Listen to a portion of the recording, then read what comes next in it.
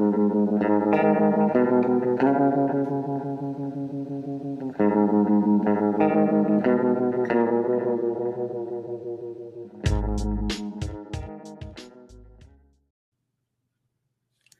into A Toast of Film. I'm your host, Evo, and guys, I know I've been letting y'all down. We are way behind on reviews, so I will be catching up on those. Apologies for me. So basically, you can't tell because we use a green screen. Well, there you go. You can see that it's a green screen, but we are redoing the entire studio. We are doing something I'm very excited about. I'm not going to, tell y'all what it is, but just know we are about to have quite the backdrop as opposed to using green screen. And we still might bust out the green screen, for guests, stuff like that. But I'm very excited about that. And in my own personal life, I have some exciting stuff going on. Been talking to this really amazing woman, and we have a date. I'll keep y'all posted on that. Hopefully, y'all put some good vibes out for me. But today's catch up is Summerween. Summerween is this big thing that's been overtaking like TikTok, the internet, where you celebrate, Halloween in the summertime, which that's fun. So because of that, we have a very Summerween themed episode. I will be doing catch-up reviews for I Know What You Did Last Summer, Eddington, and Alma the Wolf. And in the end episode is something I am very excited about. I will be doing a Summerween film discussion where I'm going to be giving y'all ideas for your own Summerween events. And, we're talking about TikTok, we're talking about Summerween, so it is early. We have been tearing down stuff, shifting stuff. The house is a disaster right now, but it's all going to be good in the end. We are toasting with the viral Alani Witch's Brew energy drink. So it's supposed to be like caramel apple or something. I gotta say, like, it's not terrible, but it's nothing where I'm like, oh my God, like, what is this? Like, it just tastes like your usual, energy drink. Trying to cut back on those. So, not gonna get more of this, but I will say this, and I'll post, the can is really cool. Like, there's this cauldron with the caramel apple. There's a frog. There's like a moth. There's spider webs, smoke. So it's pretty cool. Like I said, it's fine. It's one of these, energy drinks.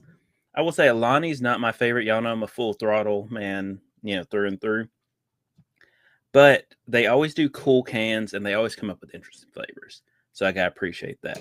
But enough of me just jibber jabbering. Let's get into the review, starting with. It's tough. I was going to say starting with what's the best of the 3 reviews, but we'll get into that, so stay tuned.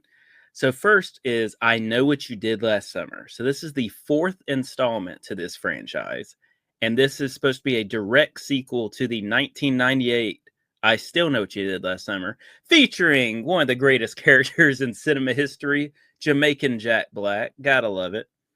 But this is from writer director Jennifer Caton Robinson. She was a co-writer on Thor: Love and Thunder, and she was also the writer director of a film that I actually was background in, Do Revenge. Real quick sidebar about that. So Do Revenge, go listen to my review. I talk about it more detail, but I was basically playing a parent their kids were coming home from tennis camp.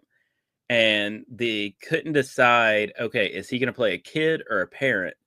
And the kids were like, who's this old guy? And then the parents were like, who's this young kid? And so they ended up putting me with the very nice lady. She was in her 50s. And I was like, okay. And then they gave us, for our child, they gave us this young man who was 19 and he was like 6'4" or something. And I was like, I see what happens here. I'm the cool young stepdad. So go listen to that review. But in this, we have Madeline Klein as Danica. You might know her from Glass Onion. We have Chase Sui Woods as Ava. You might know her from Bodies, Bodies, Bodies. We have Tariq Weathers as Teddy. He's going to be in Him. Very excited about him.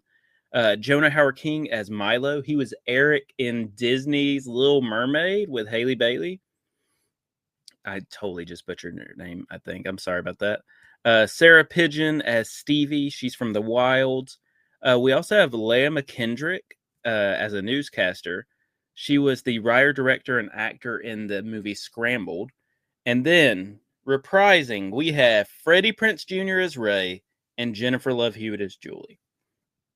So it's very apparent when you're watching this is a modern day slasher. What I mean by that, they make it very towards like Gen Z type things they're interested in, all that kind of stuff. Some of the murders I think are very cool. Partial routes where they go the story aren't bad. I like our main like squad, like, Danica, Milo, Teddy, Ava, Stevie. I like them a lot. I thought they brought a lot, all of them fairly good actors, actresses. I will say the issue with this movie is I think it just doesn't know what it wants to be, because it's trying to emulate, the original two, but then at the same time it's trying to appease the new gen, the Gen Zers. And so the tonal shift is kind of up and down. It's like, oh, we're gonna be graphic. Oh, but we gotta like make jokes and stuff and be real meta and catchy. I will tell you this, and don't worry, no spoiler. There is a cameo scene I thought was electric. It had not been spoiled for me, and the scene itself is just incredible. So definitely, if nothing else, if you don't see this in theaters, when it comes to streaming, check this out. If nothing more, that cameo scene, phenomenal. Now, when it comes to the ending, and I'm going to try and phrase this where I don't get any spoilers, we get two endings. The first ending I didn't think was bad. It made sense. All that. I thought it was good. However, with the secondary ending, it felt so forced and out of nowhere, and it also made a lot of the film not make sense. So for that, it loses a lot of points, unfortunately, for me, because I just feel that was so forced and unnecessary, just try and get like people talking, that it really does ruin this film. I Know What You Did Last Summer, I think it has some fun moments. I think it'd be a good like throw on the TV in the background during a party movie, because there is some cool stuff happening, some good performances. But that ending really drags down. Even though the cameo raises it a lot, the ending brings it down. So I'd put I Know What You Did Last Summer at like a 2.7, 2.8 out of 5 cheers. It's fun. It's not abysmal. Check it out. So next up is Eddington. So this is from writer-director Ari Aster, writer-director of Midsommar, Hereditary. Everybody hypes him up. So this is set in 2020 in a small town, and this is basically sheriff versus mayor. And one thing I find interesting was the marking of this had like buffaloes falling off a hill. So, that Ari Aster, he's an interesting cat. But in this, we got Joaquin Phoenix as Sheriff Joe. We got Emma Stone as his wife, Louise, who's 14-year gap on that. Pedro Pascal is Mayor Ted. Austin Butler is kind of like this. I don't even know who to compare him to. Think of like a cult leader. Like he's like, I see the pain in you, like that kind of thing. He's very like good with people, especially weak-minded people. And one other person I'll throw in, Luke Grimes plays Guy, one of the deputies, and he was Casey in Yellowstone. I'm a big Yellowstone guy, so had to give him a shout out. So this movie is entirely too long. There is no reason this movie should be over 2 hours when half the movie is just people standing around. I think this was a good idea. I really do think this was a good idea because, as someone, I worked at the bank in 2020. I remember how that was. I started acting in the tail end of 2020. So, 2020, it's always going to be something we're going to have to discuss. It's going to elicit conversation. But with this, they cram so much. They cram in mask versus no mask. They climb in small town politics. They climb in mental health. They put in Black Lives Matter movement. They put in Antifa. Like, they put in everything in this. And it's one thing I will give Ari Aster credit on is if you watch this, I still don't know. I couldn't tell you politics wise what side he leans on because he takes digs at both sides. This movie, I can't tell if it's wants to be a Western, if it wants to be a comedy, like what it's trying to be. And overall, I feel it doesn't hit the mark on anything. So Eddington, I mean, I don't think the performances are good. There's a couple of decent moments. Like, there's one scene where this kid is like talking to his dad. What his dad said, I thought was hysterical. But like I said, the problem with this movie, it goes on too long with nothing to say. And the ending far goes on long. It's like, oh, we got to make sure that, we have like a fully nude, bits out and everything, Joaquin Phoenix on the screen for a minute. We got to make sure we include that in the movie. There's just nothing I would do. There's no one I would tell to see Eddington. Even the Ari Aster diehards, just because I have such a low opinion of this film. I feel we hyped him up so much with Midsommar and Hereditary, which I do feel is deserved. And now it's just like, Ari, like, what are you doing, bud? Like, let's pump the brakes on this Ari train. So overall, Eddington, I do not find it as an enjoyable experience. I don't feel it's a good movie. It's just a mess, and I do not care for it. So unfortunately, Eddington, I'm going to have to put down at like a 1.8 out of 5 cheers. It's just not enjoyable. It's shot well, of course, because Ari, has the resources to get some great shots.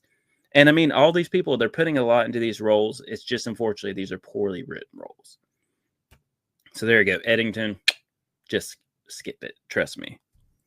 But let's end with something, a little better. So Alma the Wolf. This was a movie that Trey showed me the trailer of. And we were pumped about. We were excited. And so this one's very tough because I want to not spoil, because this is quite a journey. So this is a very non-spoiler review, which unfortunately means it's going to be a very short review. But Alma the Wolf is directed by Michael Patrick Jan, who was the director of Drop Dead Gorgeous. And we have Ethan Embry as Ren. You might know him as Bobby Ray from Sweet Home. He's been in a lot of stuff. And we also have an actress I'm very high on, Lee Jun Lee as Alma. She was Grace recently in Sinners. She was also Lady Fanzu in Babylon. This woman, you could put all her roles side by side, and they are so different in the way she carries herself. Like, this is a true actress where you do not ever... Like, I was shocked when I found out that it was the same woman from Sinners, because she's so different in this. Just different looking, like with her makeup, her hair, everything. Her voice, all of it. So, very talented actress. Love Lee Jun Lee. But, so this movie, basically, the sheriff, he's kind of an alcoholic, and he is dealing with some murders, some disappearances, and one night he runs into this wolf. And this thing, it is like 6 foot tall. It's like a wolf person, but like full wolf. And it talks to him. And this thing is insane looking. I need y'all to know this. This is one of the most insane looking, like, werewolves, wolves, what have you, I've seen in a long time. And it's a detective movie. It's a horror-esque detective-esque, sci-fi-esque movie. And I really think this is worth your time. I will say, I'm still thinking about the ending. I don't know. I think they got too ahead of themselves, but I do think this is a great watch. This would be a good like Friday night, turn out the lights, watch. It is very slow, I will tell you, but I think it's really cool and it does some cool ideas. Like I said, that wolf, crazy looking. So Alma the Wolf, I'm gonna give it a solid 3 out of 5 cheers. I think this is worth your time, but I don't know the replay value once you know the mystery is solved and all that. But on the Wolf, check it out on streaming. All right, guys. So we've reached the end of the episode. And like I said, I'm very excited because we're gonna have a little Summerween discussion. I'm gonna need a sip of my Alani. All right, so this basically, I'm just gonna go through what I think are definitive Summerween movies because I want y'all to be informed. So,